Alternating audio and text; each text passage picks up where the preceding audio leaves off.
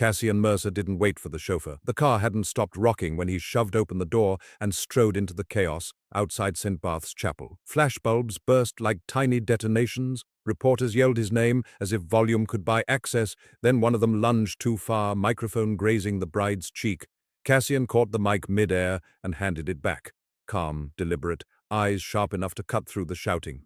"Point your cameras at me," he said. "She's not your story." The woman beside him, Zariah Cole, was supposed to keep her head down, smile softly, look grateful. That was what her uncle had coached. She didn't. She looked straight at Cassian, and for a heartbeat, the street noise vanished. He'd been told she was timid, a necessary pawn to secure a merger. The look in her eyes disagreed. Behind her, Luther Cole's hand pressed into her back like ownership disguised as guidance. He whispered, "Smile. Say thank you, Mr. Mercer. You'll need his goodwill." Zariah stepped forward, putting inches between them. "I don't need anyone's goodwill," she said quietly, but Cassian heard, then louder, politely, "Thank you for the interference." "You don't need saving," he murmured. "Understood." He adjusted one crooked stem in her bouquet, a gesture so unexpectedly gentle she blinked. He offered his arm, cameras clicked. She hesitated, then placed her hand there. Decision, not obedience. Inside, whispers fluttered through the vaulted air. White flowers, heavy perfume, the sound of an organ restarting after nerves. Cassian moved with measured control. Zariah matched him. Every step felt contractual, and yet something inside it refused to be paper. Mrs. Whitlow, the Mercer housekeeper of 20 years, watched from a rear pew. She'd never seen her employer rush anything. Even his anger took its time. Today, urgency lived under his skin like static. He kept his pace beside the bride, not one step ahead, not one behind. The vows were mechanical words carrying real weight. When the officiant asked if anyone objected, Luther shifted. Cassian turned slightly, enough to remind him the question was rhetorical. Luther's jaw locked. The ceremony continued. Zariah's "I do" came steady, no tremor. She felt every sensation, the rings chill against her skin, the light's heat on her shoulders, Cassian's pulse when he took her hand. His "I do" sounded like a promise he intended to enforce. Outside, reporters shouted about markets, mergers, and motives. Cassian opened the car door for her first. Always composed, she slid in, sat in whispering against leather. He joined her, doors shut, silence. "You did that for optics," she said, staring forward. "I did it because someone forgot manners," he replied, "and because your uncle doesn't know the difference between care and control." "He calls it care," she said. "He raised me. He commoditized you." Her throat tightened. "Then why agree to this farce?" "Because 500 people work for me and 2,000 depend on them. Because Tobias Crane owns more leverage than he should. Because my board believes stability looks like a wedding band." His tone softened a notch. "Because my mother taught me that honor sometimes wears inconvenient shapes." Zariah turned toward the window. Chicago glinted cold and metallic, all ambition and reflection. "My father sang on Sundays," she said. "Luther says grief made me difficult." "Grief made you honest," Cassian said. "Difficult just means they can't control you." Security gates opened to a house built of glass and restraint. Concrete, cedar, light, nothing ornamental. Mrs. Whitlow waited at the top of the steps, grey hair neat, posture unyielding. "Welcome home," she said warmly. "Home." The word pinched. Zariah managed a nod. "I'm Mrs. Whitlow. You may call me Elena, though no one does." "I'll stick with Mrs. Whitlow," Zariah said, surprising herself with a small smile. "Good choice, come on, those shoes look like they charge rent." Cassian stayed below, hands in pockets, watching the lake. Deals could be quantified. This couldn't. Upstairs, Mrs. Whitlow led Zariah into a bedroom washed in pale light, crisp linen, quiet order. On the far wall, a locked door with a brass keyhole. "What's that?" "His mother's studio," Mrs. Whitlow said. "Closed since she passed. He keeps the key." Zariah traced the air near it, not touching. She had painted once before Luther called it childish and threw away her brushes. She still remembered the crack of the trash truck crushing the canvases. "Thank you," she said softly. In the kitchen later, she found Cassian pouring water, sleeves rolled. He looked up. "Ground rules." "What kind?" "We don't fake for each other," he said. "Not affection, not resentment. We decide together what the world sees. You owe me honesty, not compliance." "Honesty," she repeated. "Then here's some. Luther says you're doing me a favor. That men like to feel they're saving something broken." "He's wrong twice," Cassian said, handing her a glass. "You're not broken, and I don't need to feel like a savior. I need a partner." The word landed heavier than she expected. The next day, Tobias Crane arrived without warning, tall, gleaming, built of ambition. Cassian didn't rise from the conference table. "Congratulations," Crane said. "A wedding. The market loves stability." "They love continuity," Cassian said. "I intend to deliver it." Crane's gaze slid to Zariah, seated at the far end. "And you must be the symbol, the soft edge, the humanizing factor." "Or just the human," Zariah replied. Cassian noticed Crane blink, surprised. "Investors want proof this marriage is more than paper," Crane said. "Attend the Kincaid Foundation Gala. Smile together. Sell continuity." "Proof for you or for your headlines?" Cassian asked. "Same thing," Crane said, standing. 2 months. After he left, silence stretched. Cassian exhaled. "He'll be watching for cracks." "Then we won't give him any," Zariah said, voice calm. She sounded nothing like the timid girl Luther described. Cassian's mouth curved. "I'll have wardrobe send options. I'll choose my own." "Good." That night the house was too quiet. Zariah wandered back to the locked studio. She crouched, noticing a thin smear of sky-blue paint caught in the floor's seam. The color was alive, defiant. She smiled, fingertip grazing it like greeting a secret. Morning came silver. Breakfast was quiet, except for Mrs. Whitlow's clinking china. "Coffee?" she asked. "Please," Zariah said. Cassian folded his newspaper. "We have a month to convince the market this is real, and a lifetime to decide if it is," Zariah said. He looked at her properly then, first time, not as an equation. "You surprise me." "I've been surprising people my whole life," she said.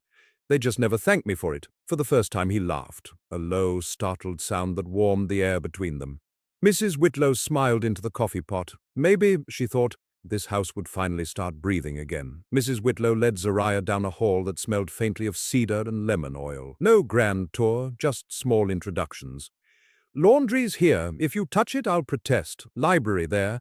His mother used to rearrange the shelves like a game and claim the house felt smarter after. Zariah paused at the doorway.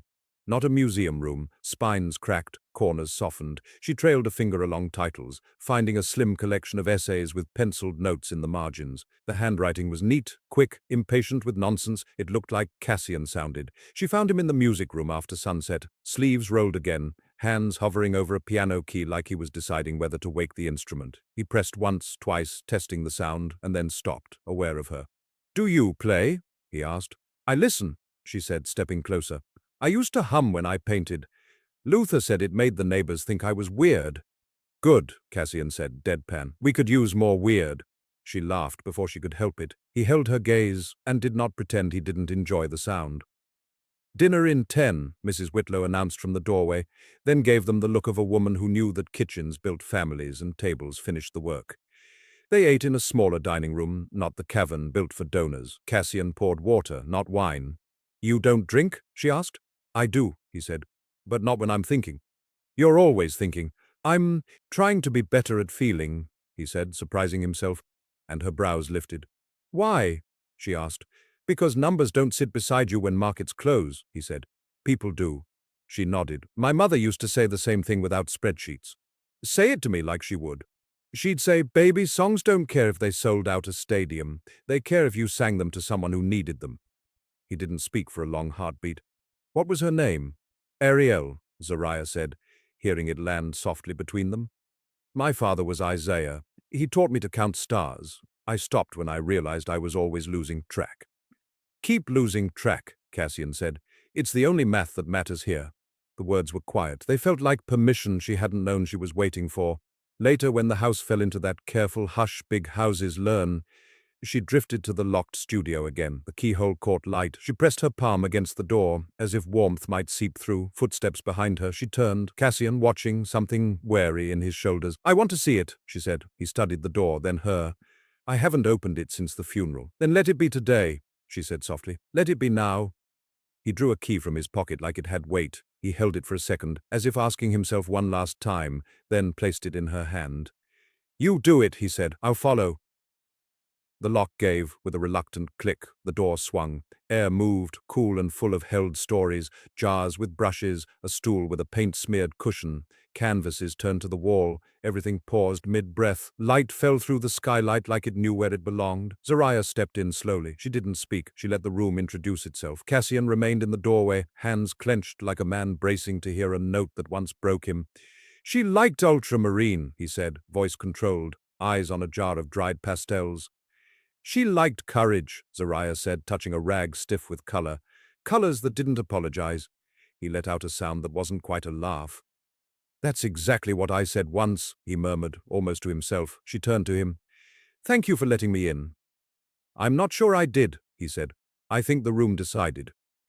Rooms don't open themselves, she said gently. People do.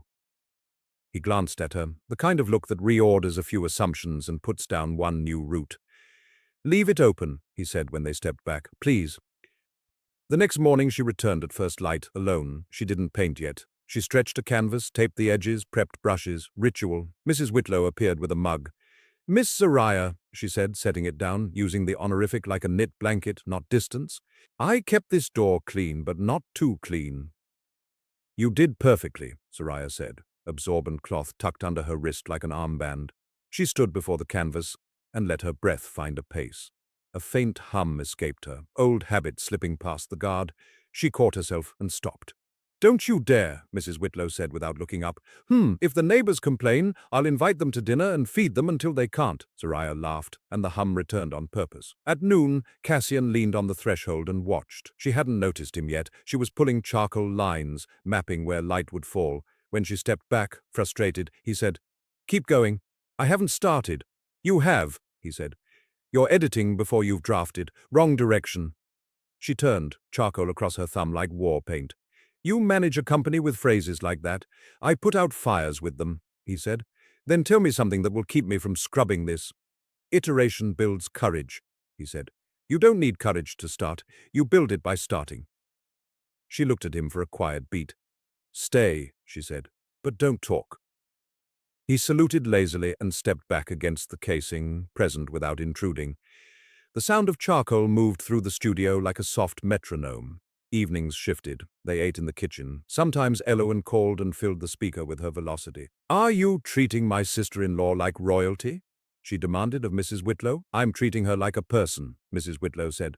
Better, Elle said. Royals never carry their own plates. Neither does Miss Zariah, Mrs. Whitlow replied, swatting Zariah's reaching hand with a dish towel.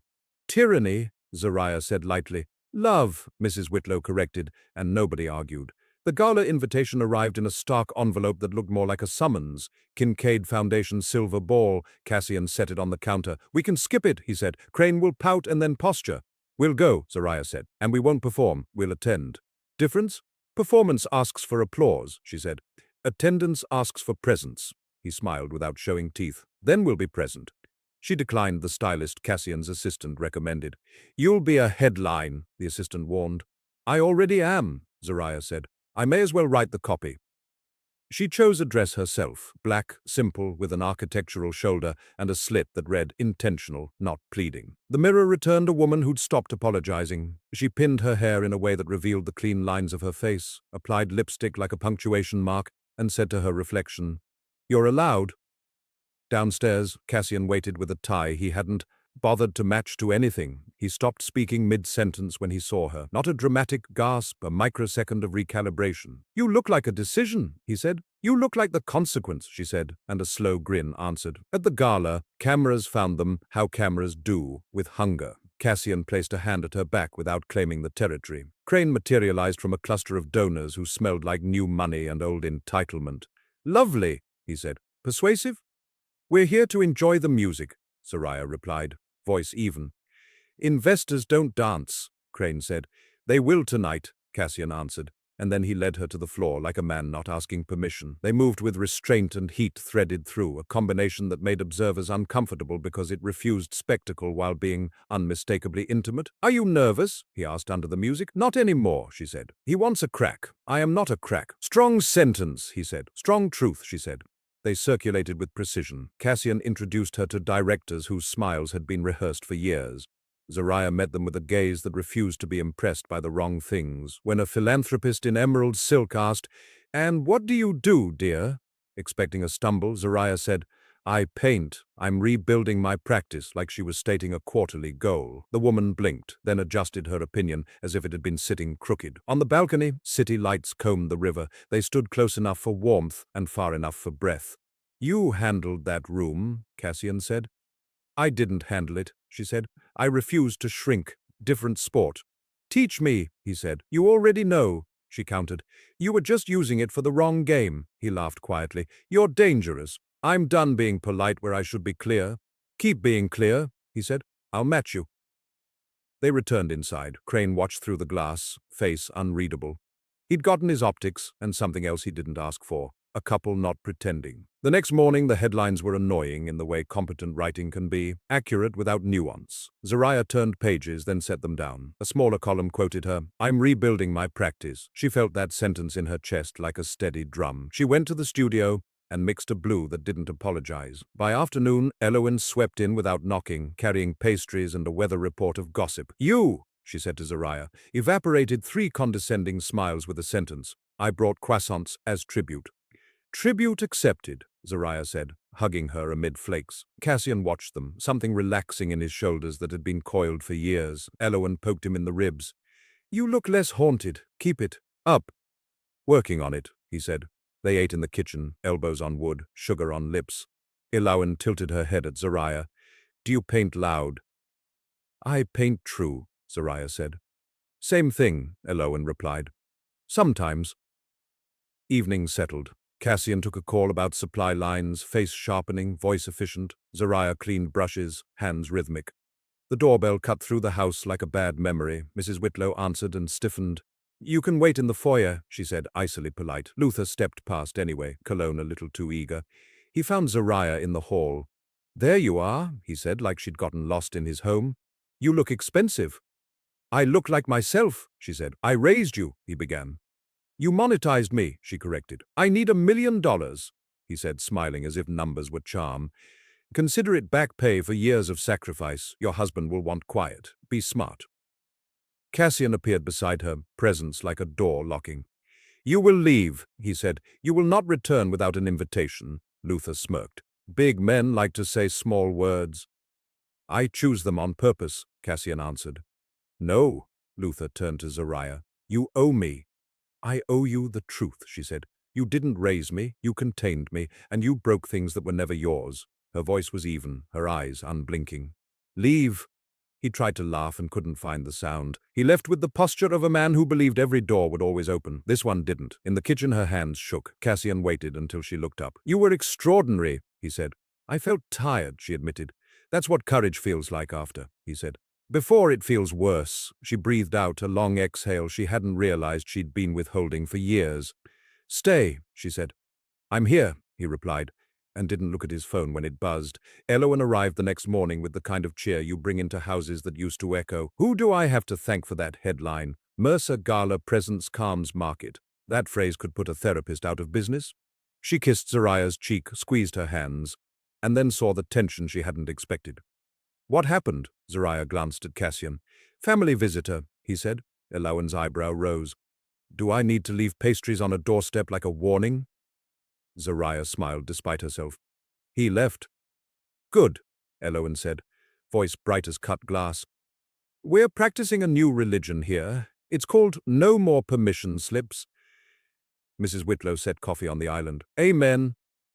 Cassian's phone vibrated on the counter. He read the text, jaw tightening, then showed them. "Crane. Need additional visibility. Investors want forward-looking indicators. Lunch at Halcyon. Both of you." Elowen made a face. "He thinks he's a weather app." Cassian shrugged into his jacket. "Weather apps are wrong less often." At Halcyon, Crane sat with his back to a wall and a view of everyone. "You've done well," he said, as if awarding grades. "But institutional money is twitchy. I want you two on the record. Live interview. Prime slot. Tonight." "No," Cassian said. Crane didn't blink. "You want quiet markets. I want momentum. A clean segment will knock 5 points off your volatility." He turned to Zariah. "You were composed at the gala. Compose again." "We won't stage intimacy," Cassian said. "Stage continuity, then," Crane replied. "Talk product lines, leadership, whatever salves the herd. Smile exactly twice. You're good at math. Make it math." Zariah met Cassian's glance. "We set our own terms," she said. "We won't discuss our vows. We'll discuss work." "Of course," Crane lied pleasantly. "Tonight. Don't be late." On the way out, Cassian said nothing until the door had shut behind them. "He's not wrong," he admitted, "but I hate being right on his schedule." "Then let's make it ours," Zariah said. "We'll say what's true. No more, no less. Back at the house, the studio steadied her. She pulled a canvas onto the easel and went at it with fast strokes. No sketch, color first, thought later. Cassian paused at the threshold. You paint like you're escaping a fire, he said. I'm painting like I don't owe anyone a report, she said, except the one I give myself. He nodded, as if cataloguing a tactic worth stealing. The live studio lights felt colder than the gala's chandeliers. The host greeted them with teeth and teleprompter warmth. We're here with Cassian Mercer and Zariah Mercer, the couple everyone's watching. Business and romance, quite the blend. We're here to talk business, Cassian said mildly. Romance doesn't file 10Ks. The audience chuckled. The host aimed at Zariah. Some call you the humanizing element of this merger.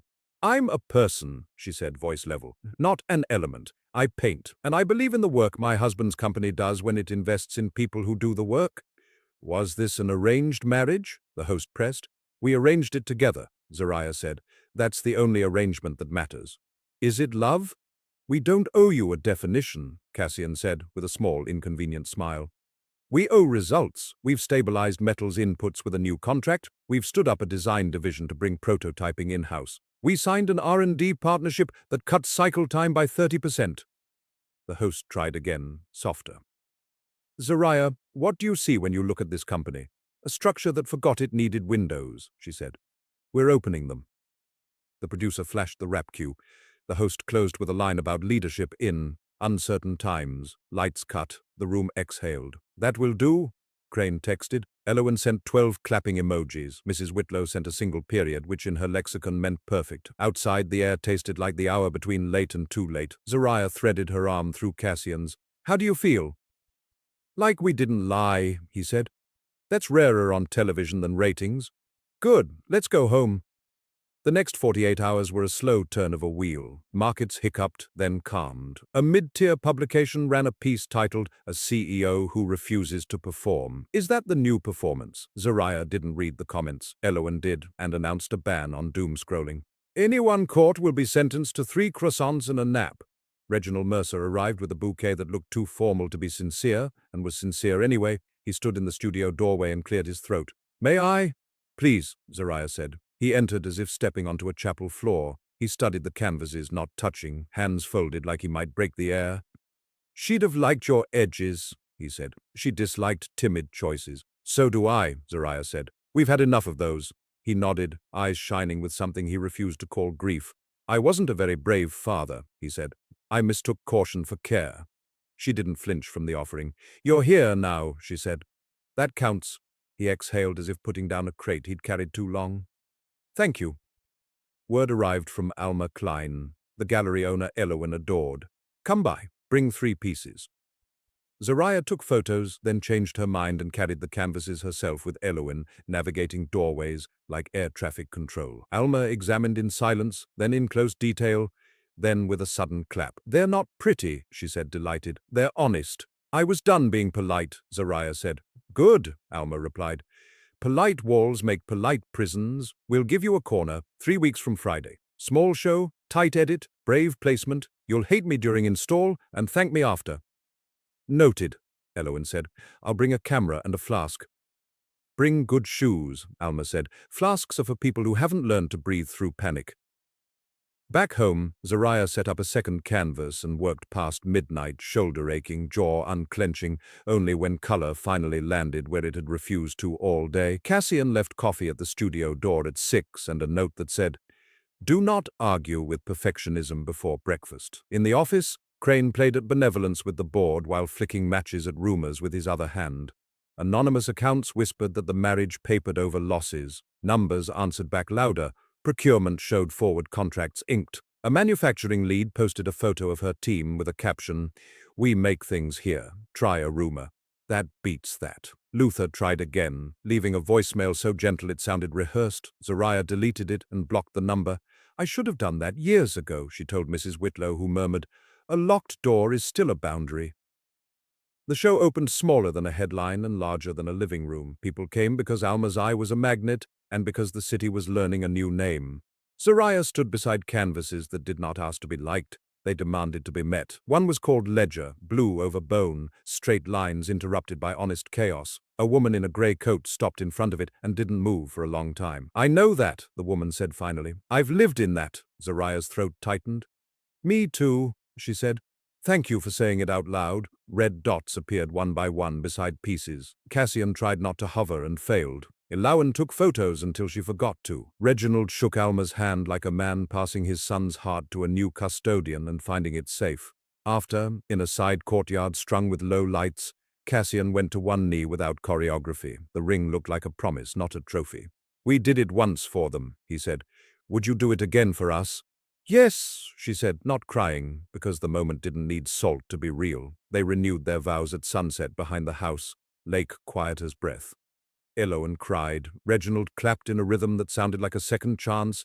Mrs. Whitlow stood just apart and whispered a thank you to someone she wouldn't name. When they kissed, it felt earned. Headlines tried to turn it into a product. They failed. It wasn't for sale. Overnight, two things happened. A soft editorial titled, "Building in Public Praised Transparency Without Spectacle," and Crane sent a text. "Nicely done. Keep doing nothing obviously performative. It works." Cassian smirked and showed Zariah. "He's addicted to control," she said. "Let him think the absence of it was his idea." "You're dangerous," he said again. "In the right direction," she shot back. The next pressure arrived from a different vector. A labor rep asked for a meeting. "Your people are tired of being numbers," she said. "They want to see you." "Set it up," Cassian said before his comms lead could invent a process. He and Zariah walked the floor of the Southside machining plant without a camera, only steel-toe boots and names on badges. A machinist named Francis wiped oil from his hands and said, "You can't stabilize a spreadsheet and ignore swing shifts." "Agreed," Cassian said. "Well, what do you need?" "Schedules that don't break bones," Francis said, "and someone to answer when the lights shake on midnights." "You'll have both," Cassian said. He meant it. The forewoman, Lacey, looked at Zariah. "They say you're the soft edge." "I make edges," Zariah said calmly. "They just cut different things." "Good," Lacey said, satisfied. "We've been bleeding on the wrong ones." On the way back, Cassian drove without music, thinking. "We should have done that months ago." "We're doing it now," Zariah said. "Forward is the only direction that forgives." That night, the house felt fuller, not louder, fuller. The studio door stood open, the piano lid lifted, the kitchen warm with Mrs. Whitlow's cinnamon and Eloan's terrible jokes. Cassian looked around like a man learning a language he'd thought he was too old to speak. Zariah caught his eye. He lifted his glass. Small salute. "To windows," he said. "And to rooms that breathe," she answered. "If you were gripped by this story, please give us a like, share, comment, and subscribe for more. For that is the only way to help us continue bringing you beautiful stories." The lake outside the house had turned to silver by the time the first frost came.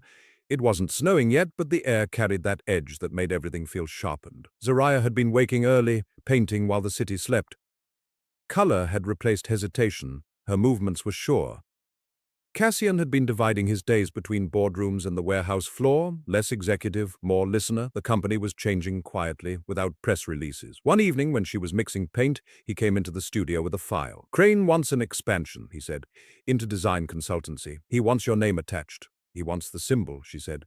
"He wants proof the merger made us innovators." "Do you want it?" he asked. She thought for a long moment. "I want to build something that belongs to both of us but doesn't own either of us. If he's offering that, yes. If not, no." He smiled a little. "You just gave me my negotiation clause." He left her to work. Outside, the lake murmured. When she finished for the night, she found him on the terrace, collar open, phone on the table beside untouched coffee. "You ever feel like we started something bigger than we can manage?" she asked. "All the time," he said. "That's how I know it matters." She slid into the chair across from him. "You used to think control was safety," she said. "Now you're fine with uncertainty." "Because I stopped being alone in it," he said. She looked at him carefully. "You're allowed to say you're happy, Cassian." He tilted his head. "I'm learning the syntax." She laughed, and he reached for her hand, still marked with faint blue paint. "You've changed the color of everything," he said. The next morning, Eloan stormed in with news before coffee. "Crane's been questioned by the Commission for Insider Trades," she said. "He's under pressure to divest." Cassian took it in quietly. "He'll sell pieces of his stake, probably to spite me." "Let him," Zariah said. "The company isn't built on his leverage anymore." That night, they met Crane in his office. The man looked different, tired, edges blunted. Seems the tides turned, Cassian said. That's the nature of tides, Crane replied. They test who knows how to swim. He studied Zariah. You turned him human. Congratulations. He was always human, she said. He just stopped pretending it was a weakness. Crane gave a small laugh. You'll be fine, he said. Just don't mistake momentum for mercy. He signed the transfer of shares and stood. I suppose this is your victory scene? It's everyone's, Cassian said. We just decided to stop losing on purpose. Crane's smile was small. I'll drink to that. When he was gone, Zariah looked at Cassian. What now? Now we build something quiet, he said. Something that doesn't need applause. Months passed. The design division took shape. A hybrid of art and engineering that blurred lines between function and expression. Zariah oversaw creative direction. Cassian handled infrastructure. Their arguments became sharper, but so did their laughter. Reginald came often, carrying small boxes of his late wife's things, a brush, a smock, a music box. One evening he left a framed photo on the studio shelf. She'd have wanted this room to see sunlight again, he said. Zariah touched the frame. It does. Elowen started a small arts program in a downtown youth center, using company grants. Every kid deserves a place to make a mess, she said. It's cheaper than therapy. Zariah volunteered there twice a week, teaching brush control to children who didn't understand the word patience yet, but knew instinctively how to use color to shout joy. She came home with paint on her arms, smiling. They remind me why I started, she told Cassian. They don't paint for approval. They paint because it's loud in their hearts. Keep that, he said. Don't let board meetings file it down. Then came the storm night, a real one this time, rain hitting the glass in angry sheets, thunder deep enough to shake conversation. Cassian had just returned from a late meeting. Zariah was drying canvases, the power flickered, and the house went black. Generator will kick in, he said. Or maybe it's testing us, she said, half joking. Lightning split the lake. The emergency lights came on, dim and warm. Do you remember when you first got here? He asked.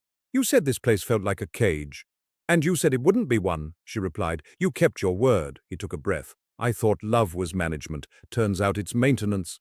No, she said. It's trust. Maintenance is just the work you do because you care that it keeps living. He reached for her, and the moment stretched with thunder in the background. When he kissed her, it wasn't performance, it was recognition. The storm raged, but they didn't notice when the lights finally came back. In the morning, sunlight glared off wet glass. They made breakfast together, messy and uncoordinated, like people who'd forgotten to be perfect. Mrs. Whitlow found them laughing over burnt toast and said nothing, just smiled. A week later, Alma called again. Critics loved it, she said. One of them wrote, honesty on canvas, precision in paint. They're asking what's next. A series, Zariah said. Title it in translation. It's about learning to speak without words. Alma chuckled. You're already fluent, darling. In the months that followed, Cassian took fewer calls, left meetings earlier, spent more time where he could see the lake. He'd built an empire out of restraint, and now he was unlearning it piece by piece. You know, he said one afternoon, watching her at the easel, I used to think silence meant efficiency. Now it just feels like space where something real can start. She didn't answer. She was painting, focused, eyes narrowed. When she did speak, it was a whisper. That's all art is, making space for the real thing. The company's rebrand launched quietly. Mercer Group became Mercer Atelier, a public nod to its new direction. Half design, half technology, wholly human. The board hesitated, then followed Cassian's conviction. Markets responded better than anyone expected. Analysts called it the empathy pivot. He hated the term, but not the results. Zariah's exhibition expanded to New York and later to London. At the opening, reporters asked her about success. Success? She said. It's waking up in a life that lets you tell the truth. Afterward, in their hotel room overlooking the Thames, Cassian watched her take off her earrings, slow and deliberate. You remember what you said at our first dinner, she asked, that you didn't want a cage. And you said honesty, he replied. Still stands. She crossed the room, hair falling loose, and said, Then here's mine. I'm happy. He smiled, not the careful one for meetings, but the one that started small and went all the way to his eyes. Me too, she leaned into him, the city humming outside. For a long time they stayed like that, quiet but far from still, the world moving, the story no longer needing rescue. The year turned without ceremony, winter softened into the gray that made Chicago look honest, and the house stayed warm from the inside out. Cassian's mornings began with coffee and quiet, Zariah's with sketches that stretched into ideas the company could build. Her design started as abstract shapes, then turned into concepts for workspace furniture, light fixtures, packaging, pieces of function with a pulse. The employees began calling the new department the studio, and the nickname stuck. Cassian refused to correct them. She made the place breathe, Lacey said during a board tour. People stopped by just to look at the prototypes, even the interns. Talk softer in there. Cassian nodded and didn't pretend the compliment wasn't personal. He visited the studio each week, more for her than the data. Zariah never dressed for those visits. She stayed in paint-splattered clothes, hands waving as she explained form and weight. He loved watching her explain anything, how she built courage into the curves of a chair, or how color could quiet an anxious mind. "You sound like a designer and a psychologist," he said one day. "Art's cheaper therapy," she replied, and it doesn't lie. She'd grown comfortable in boardrooms too, though she hated the word presentation. When she spoke, people listened. Cassian noticed they leaned forward, not out of courtesy, but curiosity. The woman who had once been a transaction had become the company's compass. On her 31st birthday, Mrs. Whitlow organized a dinner that ignored hierarchy. The staff cooked, Elowen decorated with candles, Reginald brought a terrible bottle of wine. Cassian stood at the end of the table and tapped his glass. "To the woman who turned my life into something human," he said. Zariah pretended to roll her eyes, but her hand trembled slightly. "To the man who let it," she said. They toasted. Later, as the guests drifted home, Cassian and Zariah walked down to the water.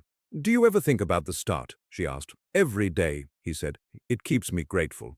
"And scared?" "Sometimes. But fear keeps arrogance honest." She smiled. "I never thought fear could be useful." "It's fuel," he said. "You just have to burn it clean." The company's new quarter came with expansion into renewable materials. Zariah designed prototypes using repurposed metals from the plant. Cassian pitched the story of sustainability built by survival. Investors bought in faster than expected. Crane's old firm released a statement congratulating Mercer Atelier on redefining legacy through empathy. Cassian laughed so hard he spilled coffee. "Even our ghosts are polite now," he said. "Let them be," she said. "We've earned our quiet." Then came the letter. Handwritten, unmarked envelope, thin paper that smelled faintly of smoke. Inside, one line. "I'm sorry. LC." She read it twice, then placed it on the counter. Cassian looked over her shoulder. "Do you want to respond?" "No," she said. "I just wanted him to say it once." He nodded. "Then let's keep it as proof." She tucked the letter between pages of her old sketchbook, not to reread, but to remind herself that closure wasn't about forgiveness. It was about finality. Weeks later, Alma called with news. New York wants a retrospective. 10 years of Zariah Mercer, grief to grace. "That's too big," Zariah said. "No, it's exactly big enough," Alma said. "Let the city see what honesty looks like stretched across a decade." Cassian supported it quietly, making arrangements she didn't have to ask for. Shipping, security, invitations. The night of the show, the gallery lights were warm, not blinding. People moved through the rooms slowly, voices low. A critic wrote on his notepad, "No spectacle, no apology, just life observed from the inside out." Zariah stood beside Cassian, holding his hand loosely. "Feels strange," she said, "letting people look at what used to hurt." "You turned pain into architecture," he said. "They're just seeing the floor plan." Across the room, a teenage girl stood transfixed before the first painting, the small rough one she'd called Debut. She whispered something to her mother and took a photo. "That's why," Zariah said. "That's the reason I still paint." Cassian squeezed her hand. "Keep doing it. Don't ever let the world convince you to shrink it." "I won't," she said. "I forgot how."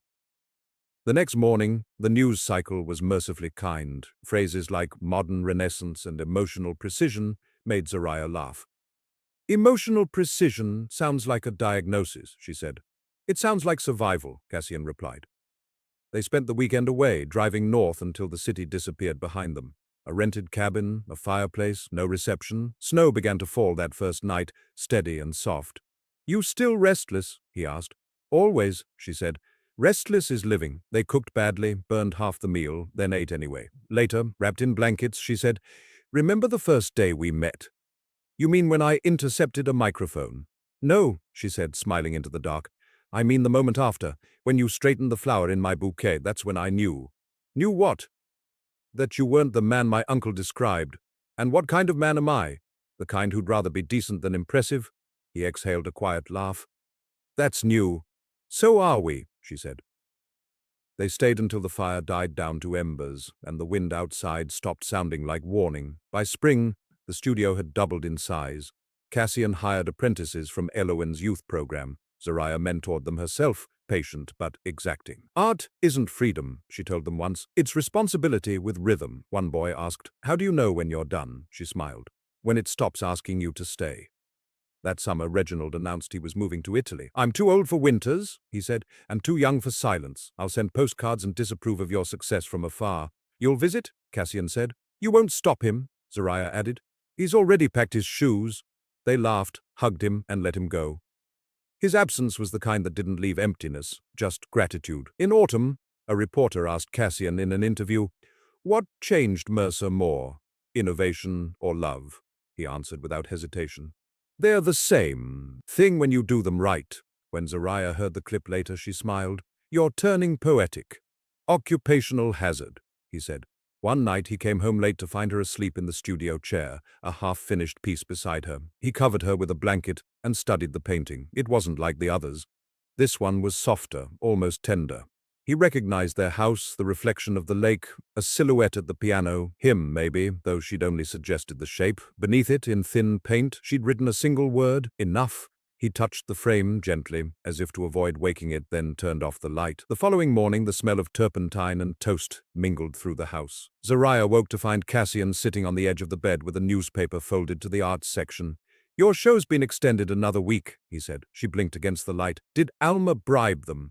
"They begged her. She said she'll take the credit anyway." He placed the paper on her lap. A headline read, "Zariah Mercer, the architect of empathy." She groaned. "Architect of empathy? That sounds like a self-help seminar." "Then you've started a movement," he said. She threw a pillow at him. He caught it, smiling. "Coffee? Please?" She followed him to the kitchen, bare feet quiet on the wood. Mrs. Whitlow had left early for a doctor's appointment. Elowen had a meeting downtown.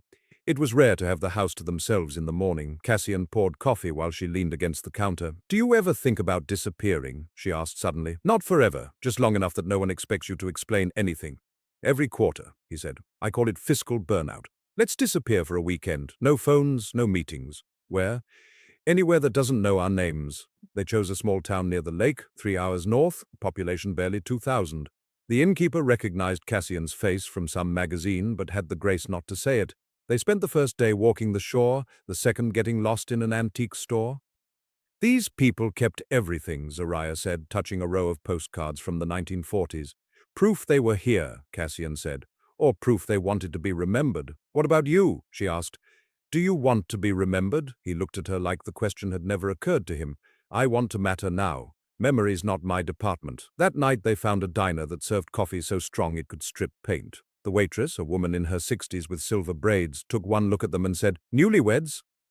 "Not exactly," Zariah said. "Close enough," the woman said, scribbling on her pad. "You're glowing like you just found out the world didn't end." Cassian raised his cup. "It didn't. The trip was short, but it lingered in them." Back home, Cassian returned to his office lighter, almost buoyant. Zariah went back to the studio with sketches for something new, a series of murals for public spaces. "It's time," she told him. "Art shouldn't stay trapped in galleries. It should breathe where people don't expect it." "Do it," he said. "The company will sponsor the first one." "No," she said. "This one's mine." She chose a wall in the South Side district, 3 stories high, blank concrete that begged for color. Kids from Elowen's program helped. Lacey arranged scaffolding. People gathered to watch, curious. One afternoon, a boy about 10 years old shouted, "What's it gonna be?" Zariah smiled down. "Hope, I think."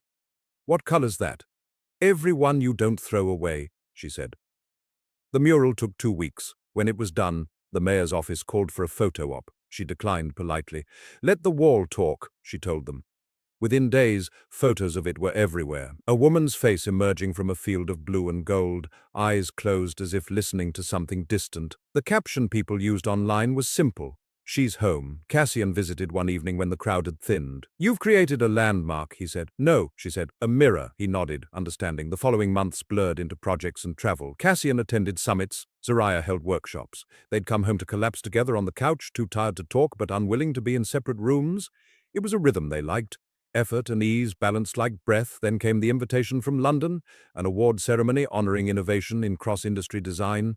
"They want both of us," Cassian said, holding the letter. "We can say no," she said. "We won't," he said. But we'll go for ourselves. In London, the event glittered with formality, but Zariah grounded it. When she spoke, she didn't thank investors or committees. She thanked the workers, the artists, the janitors who kept the studios clean. The foundation of any design is respect, she said. Respect builds everything worth keeping. The audience stood. Cassian watched from the wings, applause rolling like a tide. Afterward, a young reporter asked him, "Doesn't it bother you that she gets more attention than you?" He answered without pause. "She deserves it. I've spent my life managing structures. She builds them." The clip went viral. Headlines called him the CEO who steps aside. He ignored the noise. Back home, he told her, "Let them write what they want. We know the truth." She reached for his hand. "The truth's still changing," she said. "Good," he replied. "It means it's alive." As years moved, their home evolved with them. The studio doubled again, then merged into the house's lower floor. Paintings lined the hallways. Cassian added skylights to every room. "You're obsessed with light?" she teased. "I'm learning from the expert." He retired from active leadership 2 years later, passing the role to Lacey, who accepted with tears and a grin. "You built this," she said. "We all did," he replied. The board approved unanimously. That night, over dinner, Elowen raised her glass. "To the man who finally learned to rest," Zariah added, "and to the woman who made it possible." Cassian shook his head. "To the family that refused to stay broken." The house was full of laughter again. Mrs. Whitlow's steady hum in the kitchen, Elowen's loud stories, Reginald's letters from Italy read aloud in bad accents. Sometimes Zariah would step outside to the lake and just stand there, remembering the girl who'd walked into a contract and found a life instead. One evening, as the sun set behind the glass, she told Cassian, "It's strange how the hardest beginnings make the softest endings." He smiled, lines deepening at the corners of his eyes. "Then let's make this one last," she nodded. "Always." 5 years later, the mansion was more than a home. It was a living gallery. The walls had changed with them. What once echoed now sang quietly with color. Cassian's hair carried more gray, his laugh lines deeper, his calm heavier but kinder. Zariah was the same in ways that mattered. Still stubborn about her art, still fierce about her truth. But the weight of fear had left her completely. That morning she stood in front of a new canvas, brush poised midair. "It's missing something," she murmured. Cassian appeared behind her, sleeves rolled as always. "Coffee first, critique later," she smiled. "You never critique." "Because I like being alive," he said, handing her the mug. "You don't have to make every piece perfect." "It's not about perfect," she said. "It's about honest." He leaned against the doorframe, watching her eyes. "You already are." The doorbell interrupted them, unexpected, sharp. Mrs. Whitlow called from the hall.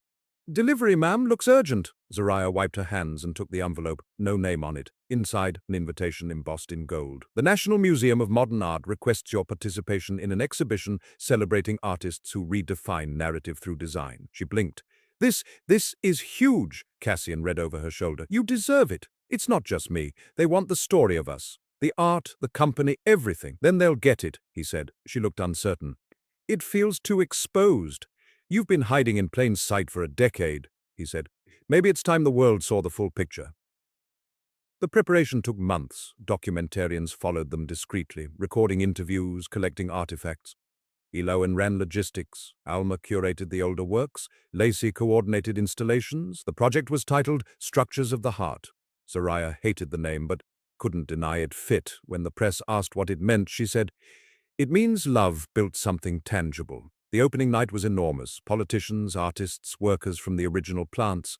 The museum glowed under soft amber lights. One of the installations was a recreation of Zariah's old studio, paint stains and all. People stood around it whispering.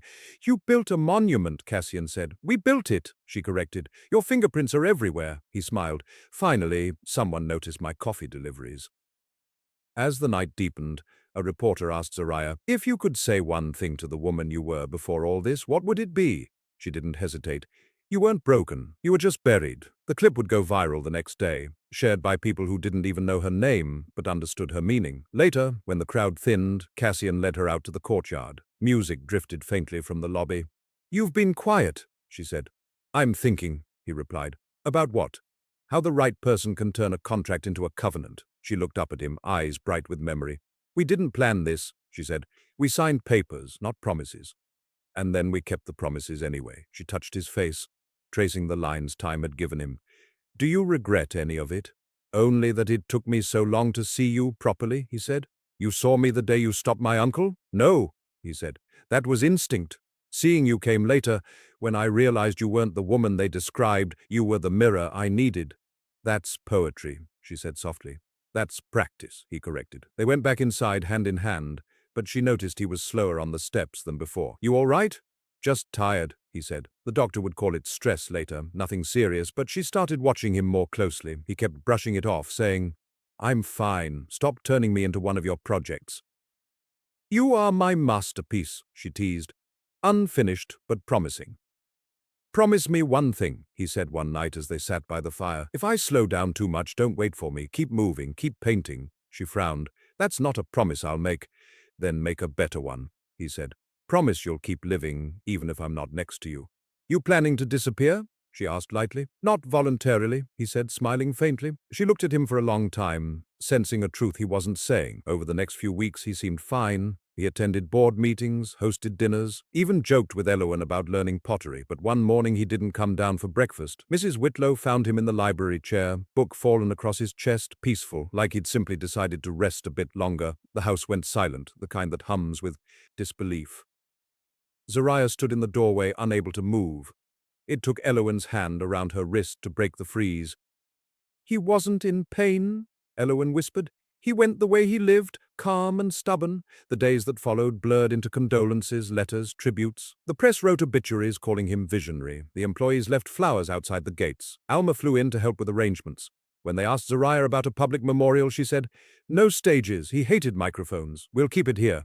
They buried him under a tree near the lake, the same spot where he used to drink coffee and watch the water. Lacey built a small bench there, simple wood, clean lines. Zariah sat there every morning for months, sometimes silent, sometimes talking to him like he was late for breakfast. When the grief dulled just enough to let in light again, she went back to the studio. The first stroke of paint was the hardest. She didn't try to control it, just let her hand move. What emerged wasn't sadness, it was gratitude. The piece was darker than her usual palette, but alive with motion. She titled it Afterlight. When Alma saw it, she said, It's the most human thing you've ever done. Elowen visited that night, bringing dinner she didn't expect Zariah to eat. They sat in the kitchen quiet. Finally, Zariah said, He made me promise to keep living. So do it, Elowen said. He didn't mean quietly. Zariah nodded, tears finally falling without resistance. I will.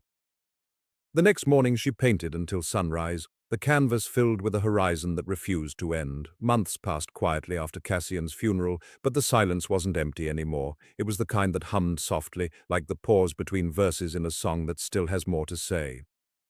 Zariah kept her routine simple.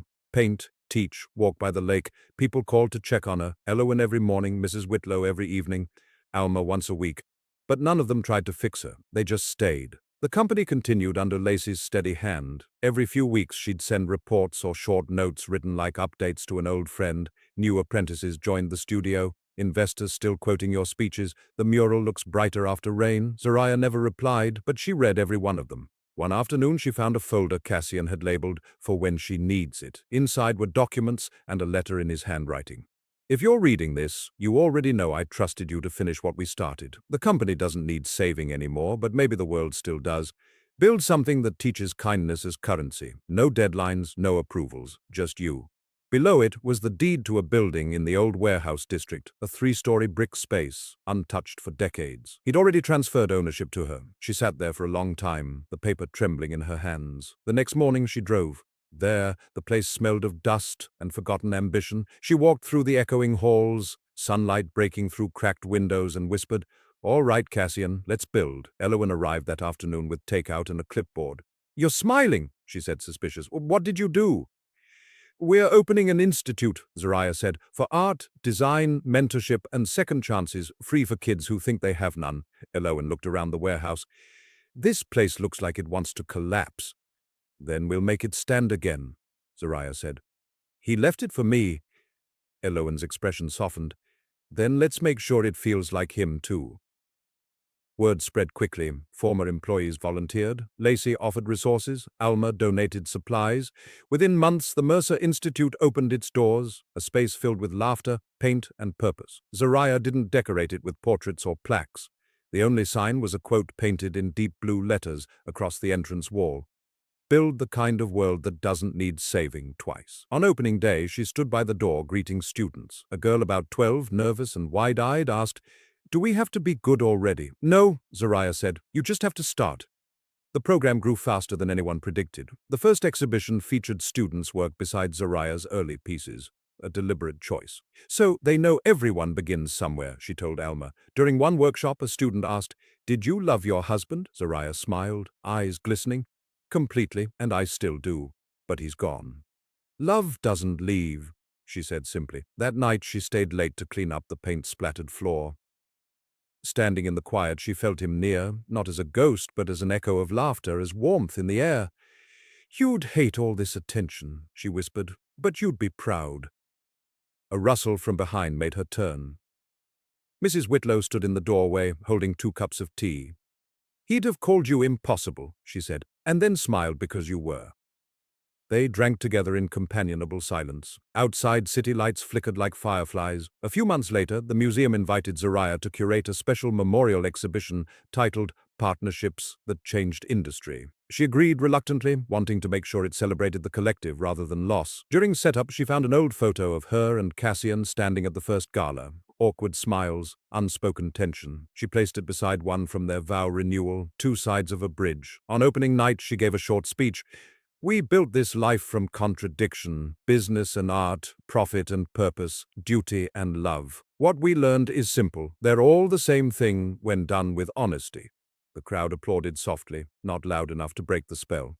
When she returned home that night, she sat by the piano Cassian had once tried to play. She opened the lid, pressed one key and whispered, "You were right about music." Then she began to play. Not well, but with heart. Each note stumbled into the next like conversation. It felt like breathing again. Years continued to unfold. The institute became self-sustaining, a model for creative mentorship programs across the country. Critics praised it, students filled it with life. One afternoon, while reviewing submissions for an upcoming exhibition, Zariah came across a painting that stopped her. It was by a 17-year-old boy named Eli Ward, a portrait of a man in a chair by a lake, coffee cup in hand, gaze calm. The title, Still Listening. She called Eli into her office. "Tell me about this piece," she said. He shifted nervously. "It's my dad. He worked nights. I barely saw him. But when I sat by the lake after he died, I felt like he was still hearing me, so I painted that." Zariah swallowed hard. "It's beautiful. Do you think it's good enough?" "It's honest," she said. "That's better than good." After he left, she stared at the painting until the sun dipped. Then she smiled. "You'd like this one, Cassian," she said softly. "You always did prefer truth over technique." She hung the painting in her office, across from her desk. Every morning when she arrived, it was the first thing she saw. It reminded her that stories never really end. They just change voices. Winter returned, soft and steady, brushing the windows with frost. Zariah had begun spending her mornings walking to the institute instead of driving. The route took her past the mural she'd painted years ago, the woman's face still bright, still listening. Someone had added a small heart in the corner. She didn't erase it. At the institute, the students were preparing for the annual showcase, a tradition now 10 years strong. "Remember," she told them, "don't paint for applause, paint to tell the truth." They nodded, some rolling their eyes the way confident teenagers do, but she could see they'd heard her. After class, Lacey arrived with coffee and paperwork. "There's talk of expanding into Detroit," she said. "They want your blessing." "Tell them to build slow," Zariah said. "Fast things fall apart faster." Lacey smiled. "You sound like him." "I learned from the best," Zariah said quietly. That evening she returned to the lake, now partially frozen. The bench Cassian built was still there, polished by time. She sat and closed her eyes. "We did it," she whispered. "They're learning. They're creating. It's working." A wind passed through the trees like an answer. She smiled. Back home, Elowen was waiting in the kitchen, stirring something on the stove. "You'll freeze yourself into a statue one day," she scolded, "and the kids will make you their next art project. They'd give me good lighting at least," Zariah teased. "Dinner's almost ready," Elowen said. "But first, you got mail." She handed over a thick envelope with an unfamiliar seal. Zariah opened it and blinked. "It's from the Smithsonian," she said. "They want to feature the Institute's work in a permanent exhibit on innovation and social design." Elowen grinned. "You've gone national, baby." "It's not me," Zariah said. "It's them, all of them." "Maybe," Elowen said. "But you lit the fuse." When the exhibition opened months later, Zariah traveled to D.C. with a handful of students. Their art hung beside photographs of the Institute, the mural, and the first prototypes from Mercer Atelier. Standing in that massive hall surrounded by light and legacy, Zariah felt something like peace. A reporter approached her. "You've built a legacy that bridges art and industry," he said. "What do you think Cassian would say if he were here?" She looked around the hall, at the colors, the faces, the life that had grown from what began as a contract. "He'd probably say we finally got the lighting right," she said with a laugh. The reporter smiled. "And what do you say?" "That love builds better than fear," she replied. Back at the hotel that night, she couldn't sleep. She sat on the balcony watching the city lights, thinking of how far she'd come. From a terrified bride traded in a boardroom to a woman who taught others to create, she whispered into the air, "Thank you," and for the first time, she didn't feel like she was speaking to someone who was gone, but to someone who had simply gone ahead. When she returned home, the staff at the institute surprised her with a celebration. The atrium was filled with balloons and banners that read 10 years of light. A slideshow played on a projector, showing photos from every phase of the journey: Cassian and Zariah at the gala, the studio's first prototypes, the first group of students, the mural, the bench by the lake. "We wanted you to see what you built," Lacey said. Zariah covered her mouth, eyes wet. This is too much." "No," Elowen said. "It's exactly enough." Later that night, after the crowd had gone, she stayed to clean up stray ribbons. On the table lay a single envelope with no name. Inside was a card with 5 words written in familiar handwriting. "You kept the windows open." She pressed it to her heart, smiling through the tears. The following week she returned to painting, this time without planning or expectation. The canvas grew slowly, color blooming like sunrise. It became a landscape of water and sky, indistinct but infinite. When Alma visited, she stood before it speechless. "What's it called?" she asked. "Forward," Zariah said, "because that's the only direction that forgives." The painting would later hang in the Smithsonian next to a plaque that read, "Zariah Mercer, artist, founder, believer." She never liked the title, but she appreciated the word believer. On the anniversary of Cassian's passing, she visited the bench again. Snow flurried lightly. She set a single cup of coffee on the seat beside her. "You were right," she said softly. "Love is maintenance." The lake rippled faintly, a perfect answer. When she stood to leave, she looked back once more.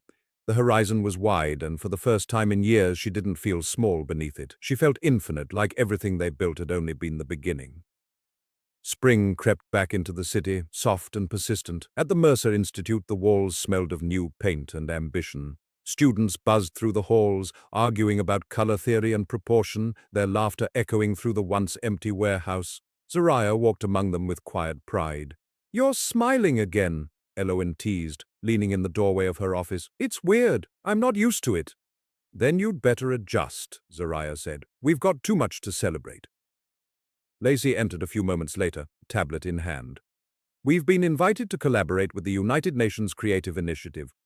They're launching art programs in developing communities. They want you as consultant," Zariah blinked. "That's global." "So is your reach," Lacey said. "They saw what the Institute did here. They want it everywhere." Elowen grinned. "Look at you, changing the world and still forgetting to eat breakfast." "I don't even know what to say," Zariah whispered. "Say yes," Elowen said. "Cassian would," Zariah thought for a long moment. "All right," she said. "Let's do it."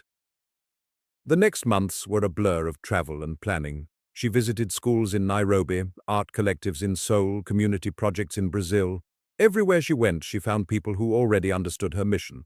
Artists building bridges where governments had built walls. She didn't give lectures, she listened. "You're famous," one young painter told her shyly. "No," Zariah said. "I'm just someone who kept showing up." On a flight back to Chicago, she stared out the window at the clouds glowing in sunset. Cassian's letter echoed in her mind. "Build something that teaches kindness as currency," she whispered. "We're doing it, love. It's happening." When she returned, Elowen was waiting with dinner and gossip. "You've officially become impossible to schedule," she said. "Also, Alma says your mural's being featured in a documentary about urban renewal." "They should film the kids who painted with me," Zariah said. "They did half the work." "You never take credit," Elowen said, shaking her head. "That's why everyone wants you." Later that night, Zariah sat by the piano again. She played one clumsy tune after another, laughing softly when her fingers missed keys. The laughter faded into humming, an old melody from her childhood. She thought about her mother's voice, her father's stories, and realized they were still with her, too. All of them were. She picked up her brush again. The next piece she painted was different, bigger, more abstract. less about grief and more about motion. She named it Continuum. When it was finished, she donated it to the institute with no explanation. The students guessed its meaning. "It's about love," one said. "No," another argued. "It's about time. It's about everything that keeps moving even when we stop," Zariah said quietly. A few days later, she received a call from the mayor's office. "We'd like to rename the street outside the institute," the aide said. "It's become a landmark. We thought you might approve the name Mercer Way." Zariah went silent. "He'd laugh," she said finally. "He'd say streets shouldn't carry names, they should carry stories." "Then that's what it'll be," the aide said. "Mercer Way, where stories begin." On the day the new street sign was unveiled, the entire neighborhood showed up. Students, workers, families, reporters. Zariah gave a short speech. "We built this out of a deal that was supposed to end us. Instead, it started something better. This road belongs to everyone who refused to give up on becoming more." The crowd cheered, and she smiled through tears. That evening, when everyone had gone, she stood under the new sign alone. The light hit the letters just right. "You'd hate this fuss," she said softly, "but you'd love what it means." As the years passed, the institute became more than a school. It became a movement. There were now branches in 8 countries, each one led by a former student. Lacey sent her updates weekly. Another mural finished in Mexico City. New prototype program launched in Warsaw. A student-designed prosthetics inspired by your structures. Zariah replied to every message with the same words, "Keep going." One morning she woke to find a news article about a scholarship established in her name by an anonymous donor. The headline read, "The Mercer Legacy Expands." She smiled, suspecting Elowen had orchestrated it. "You could have at least signed your name," she said later. "Anonymous gifts get better PR," Elowen replied. "Besides, it's not about us anymore." The seasons continued their slow rhythm. Zariah kept painting, slower now, but with greater intention. She filled her house with her work, each canvas a conversation with the past. One evening, as she looked at them all lined up against the wall, she realized she had been painting a story without meaning to. Beginnings, storms, love, loss, and everything that came after. She decided to hold one last exhibition. She called it Echoes of the Real. Alma curated it. Elowen handled the press. The night of the show, the crowd was quiet, reverent. Many of her former students came, now adults with careers and families of their own. One of them, Eli, the boy who'd painted Still Listening, presented her with a small portrait, a woman standing before a wall of color, eyes forward, mouth curved in quiet resolve. "It's you," he said. "No," she said softly. "It's us." When the applause faded, she gave her final speech. "Once, I thought my story ended when loss began. But loss isn't the last chapter. It's the space between lines where new meaning grows. Cassian taught me that. Life is art that refuses to stop evolving." The room erupted in applause, long and unbroken. Zariah closed her eyes and listened, not for approval, but for gratitude, for the sound of everything she'd built continuing without her needing to hold it. After the final exhibition, Zariah found herself living more slowly, not out of weariness, but out of choice. The city no longer needed her every day, and for the first time in her life, she let that be enough. She started her mornings on the terrace with tea instead of coffee, sketching the horizon in loose strokes. The lake reflected the sunlight like liquid glass, calm and steady, the way Cassian used to look when she'd finally made him laugh. One afternoon, she walked into the institute unannounced. The students were in the middle of a class taught by Eli, now one of the lead mentors. He noticed her immediately. "You shouldn't sneak in," he said, grinning. "You make everyone nervous." "Good," she said. "They should know I still haunt this place." The students laughed, and she sat in the back, quietly watching. They were debating whether imperfection made art more human. "Perfection's boring," one girl said. "It looks fake." "It's not about perfection," Eli replied. "It's about intention. Imperfection's only honest if it belongs there." Zariah smiled to herself. That was something Cassian would have said. When class ended, Eli approached. "You still paint?" "Every day," she said. "But for me now. Not for exhibits." "That's how it's supposed to be," he said. "You taught us that." On her way out, she paused in the hallway where the new students' gallery stood. One painting caught her eye, a vast, abstract swirl of color titled Inheritance. Beneath the name was a quote, "Build the kind of world that doesn't need saving twice." She reached out and touched the wall lightly, her own handwriting, 10 years old, painted there like a signature she'd left for the future. She whispered, "You kept it alive." Outside, Elowen waited in the car. "Spying again?" she asked. "Observing," Zariah said. "There's a difference. You still look like a proud mom." "I am one," Zariah replied, "to a few hundred kids. You know, Elowen said, when we started this, I thought we were building a business. Turns out we built a generation. Maybe both, Zariah said. That evening they had dinner together in the old mansion, now partially converted into a retreat space for visiting artists. Mrs. Whitlow had retired to Florida but still called every Sunday to complain about the humidity. Reginald sent postcards from Venice, all signed the same way, still learning to be brave. After dinner, Elowen stood to go, but paused at the door. You've done enough, she said. You can rest now. Rest is just another kind of work, Zariah said, smiling. I'll do it in my own style.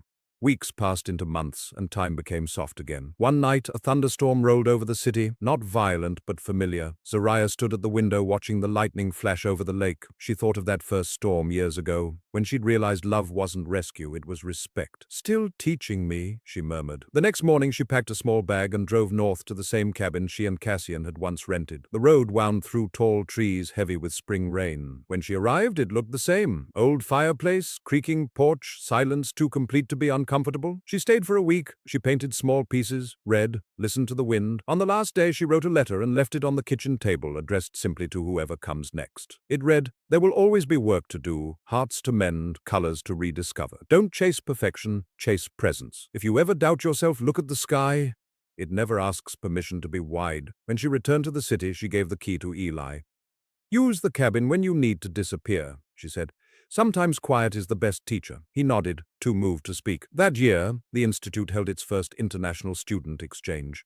Delegates from every branch came to Chicago for a week of workshops. Zariah watched from the sidelines as the young artists collaborated, their laughter filling the halls. A group of them presented her with a book, a collection of letters, drawings, and memories titled Because of You. She flipped through the pages slowly, her throat tight. The last page was blank, except for a single line. "You taught us to see." She closed the book gently. "They see more than I ever did," she whispered. The night ended with music and dancing. Elowen convinced her to join for one song. As the rhythm carried through the room, Zariah realized the joy she felt wasn't nostalgia, it was renewal. The story hadn't ended with her, it had multiplied. Later, walking home beneath the streetlights of Mercer Way, she tilted her head to the sky. "We did it," she said. "Not perfectly, but beautifully." The wind off the lake answered with a soft breath, almost like applause. Autumn rolled back into the city like an old friend. The leaves along Mercer Way turned amber and red, scattering across the sidewalks where students rushed between classes. The institute had expanded so much that Zariah sometimes forgot which floor belonged to which department, yet she still visited every morning, greeting new faces, offering quick advice, and sometimes sitting quietly in the studio just to listen. The hum of conversation, the scrape of chairs, the rhythm of brushes, this was her favorite music. One afternoon, Alma stopped by, unannounced, as she always did. "Still can't stay retired?" Zariah teased. "Artists don't retire," Alma said. "We just run out of storage." She handed Zariah an envelope. "From the National Arts Council. Read it before you faint." Inside was a letter informing her she'd been selected for the Lifetime Achievement in Art and Social Impact Award. Zariah stared at it. "That can't be real." "It's real," Alma said, grinning. "They're honoring you in New York next month."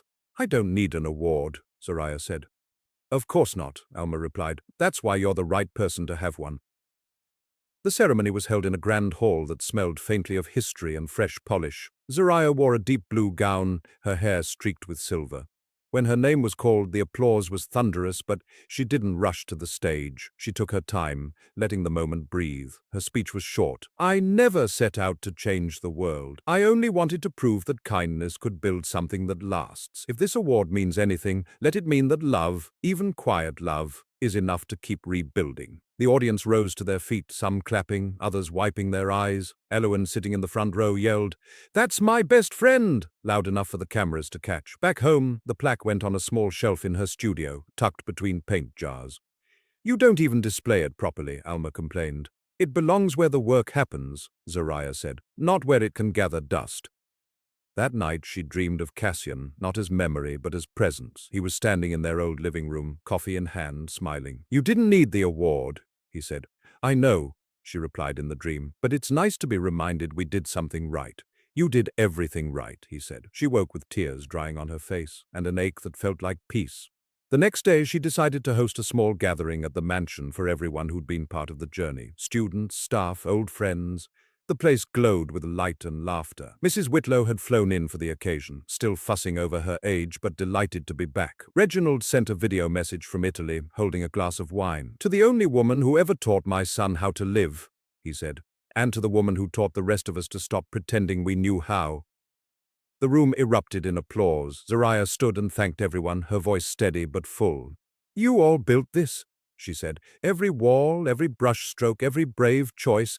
Cassian and I started it, but you carried it." When the evening wound down, she stepped outside to the garden where the vow renewal had once taken place. The lights twinkled above her. The air smelled of jasmine. She whispered, "It's all still here." Then she heard a familiar voice behind her, Elowen, "Talking to ghosts again." "Talking to love," Zariah said. "There's a difference." They sat together on the garden steps, wrapped in quiet. "What happens next?" Elowen asked. "Whatever they build," Zariah said. "I'll be watching." As the guests left one by one, she walked through the house, turning off the lights, lingering in each room. The studio, the piano, the hallway lined with photos, each space carried echoes of laughter, argument, and creation. She stopped at Cassian's old chair in the library. It was empty, but the dent in the cushion remained stubbornly real. She placed her hand on the backrest and smiled. "We didn't waste it," she whispered. "Not a single moment." In the morning, she found a letter slipped under her door, anonymous like so many she'd received over the years. "Thank you for proving that business and art can coexist without killing either. Because of you, I started again." She folded it carefully and added it to a box filled with similar notes. She didn't keep them for validation. She kept them as proof that stories ripple far beyond the teller. Outside, the city was waking. Students were arriving, the lake shimmered gold, and a new generation was already drawing their first lines on blank pages. Zariah took a deep breath and whispered to herself, "It's their turn now." The morning sun poured into the mansion, soft and golden, touching the walls that had seen nearly everything: grief, laughter, rebuilding, and love. Zariah stood in her studio surrounded by canvases stacked to the ceiling. Each one told a story she didn't need to explain anymore. She was older now, her hands slower, her hair silver at the temples, but her gaze was still bright. She cleaned her brushes methodically, humming under her breath. That hum had once filled her mother's kitchen, once soothed Cassian through sleepless nights, and now it kept her company. There was peace in that circle. Later that day, she walked down Mercer Way. People recognized her. Some waved, others simply nodded in quiet respect. The institute stood at the corner, its windows alive with color and movement. Inside, she saw students sculpting, painting, arguing, dreaming, exactly as she'd hoped. Eli spotted her from the hallway and rushed out. "You came?" "Of course," she said. "Wouldn't miss a chance to make sure you're not turning this place into chaos." "Too late," he said, grinning. "The kids already think rebellion is a course requirement." "Good," she said. "Keep it that way. Real art starts where permission ends." He laughed, then grew serious. "They're planning to rename one of the studios after you, the Zariah Wing." She frowned gently. "No, don't name it after me. Name it after what we built. Call it the Window Room. Let it remind them to look outward." "We'll do that," he promised. She touched his shoulder before leaving. "You've done well, Eli. You've become exactly what this place needed." "Because of you," he said. "No," she corrected. "Because of choice. You chose to believe you could." Outside, the sky was a soft blue, clouds drifting slow. She walked to the lake, the same path she and Cassian had walked 1,000 times. The bench waited, older now, its wood worn smooth by years of hands and weather. She sat, set her coffee beside her, and took out a small sketchbook. The first page was blank. She smiled. "So here we are," she said to the water. "The last chapter." She began to sketch, lines quick and sure, a horizon, a small figure, a reflection. The world moved quietly around her, the ripple of the lake, distant laughter, wind brushing through trees. After a while, she closed her eyes and simply listened. She could almost hear him again, that low, steady voice saying, "Keep the windows open." When she returned home, Elowen was waiting on the porch. "I was about to come looking for you," she said. "You know I'd always find you by that lake." "You worry too much," Zariah said. "It's my job," Elowen replied. "How about dinner? The kids at the institute sent food. Probably more pasta than necessary." "Pasta's never unnecessary," Zariah said. Inside, the house was warm, filled with photographs, art, and mementos. Elowen talked while they ate, stories about the students, gossip about new exhibits, updates from the branches abroad. Zariah listened, smiling, answering occasionally. When the dishes were cleared, she stood and walked to the piano. "It's been a while," she said. "Play something terrible," Elowen said, "for tradition." Zariah laughed and pressed a few hesitant keys. The sound filled the room, imperfect but sincere. You know, she said, I used to think endings were sad. And now? Now I think they're just quieter beginnings. Elowen tilted her head. You sound like him. I hope so. That night, when the house was silent again, Zariah sat by the window overlooking the garden where she and Cassian had renewed their vows. The jasmine still grew there, climbing the trellis like a memory that refused to fade. She watched the moonlight ripple across the lake, and for the first time in a long while, she felt no ache, just gratitude. She picked up a journal and began to write the final entry of a life built from courage. We began in obligation, we ended in freedom. The bridge between was love. She set down the pen, leaned back, and closed her eyes. The next morning, Elowen found her there, asleep in the chair by the window, the journal open on her lap, the faintest smile on her lips. Outside, the sun rose brighter than usual, catching the edges of every canvas, every frame, every reflection in the house. At the institute, the students gathered to paint the mural wall anew. They added a new section, a horizon breaking open into light, a silhouette sitting by a lake. At the bottom, in clean blue script, they wrote the words she'd said so many times. Forward, the only direction that forgives. The camera panned across their faces, their brushes moving in rhythm. Over it, Zariah's recorded voice played softly from an old interview. Kindness builds things that last longer than stone. So keep building, keep believing, and keep the windows open. Subscribe, like, and share if this story moved you. Let the world know that love built from truth never fades.